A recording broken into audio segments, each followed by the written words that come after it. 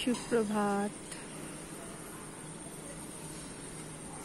পায়রাদের meeting বসেছে। মেয়ে আজকে সকাল সকাল গেল, নিউ টাউন যাবে। ওখান থেকে করুণাময় থেকে সোজা অফিস চলে যেতে হবে। কালকে ওর বাস ব্রেকডাউন হয়ে গেছিল, যেতে পারিনি। দেখো কি সুন্দর সাদা সাদা পায়রা।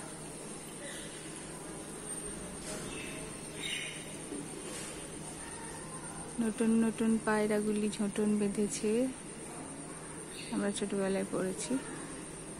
সাদা ধপধপ করছে। এদের ঋণের দরকার পড়ে না, এদের নীল দেওয়ার দরকার পড়ে না। যাই হোক, সকাল সকাল একবার গাছপালাগুলো দর্শন করে নিয়ে। নিচেও দেখো কত পায়রা উড়ে বেড়াচ্ছে। এই সময় ওদের খেতে দেওয়া হয়।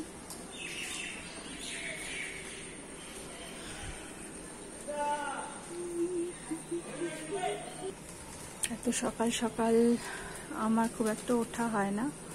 অপরাজিতা গাছটা উপরে উঠছে আস্তে আস্তে।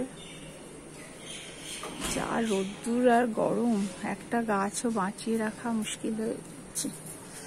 এটাতে নতুন বেলফুল গাছে নতুন নতুন পাতা বেরোতে শুরু করেছে। এটাতে একবার ফুল হয়ে গেছে, আবার একবার বেরোচ্ছে, মনে হচ্ছে হবে। দেখো পুদিনা গাছও মানে বেঁচে থাকতে অসুবিধা হচ্ছে। কাল বৃষ্টি হলো, তা সত্ত্বেও নয়নতারা গাছটা পুরো শুকিয়ে যাচ্ছে। দেখো এখানে এই পর্যন্ত জলটা আসে না বোধহয়, অথচ ওপরটা খোলা।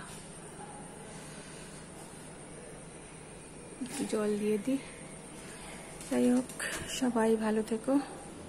দেখো রেন লিলি ফুটছে এখন, দুদিন বৃষ্টি হয়েছে।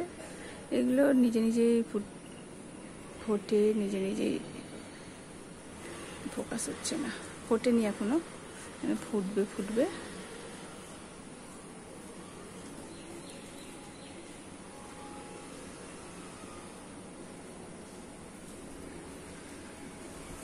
এরাই ভালো আছে। এখানেও এগুলো অযত্নের ফুল। দেখো ওদের আর দেখভাল করতে হয় না, সুন্দর ফুটেছে। এই ফুলটা ওখানে ছত্তিশগড়ে আমার জঙ্গলে ছিল, সেখান থেকেই আমার টবে টবে চলে এসেছে।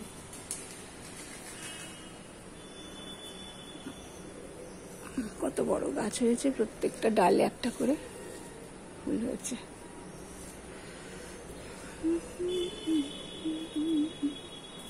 সকালবেলা উঠে গাছপালা দেখতে খুব ভালো লাগে।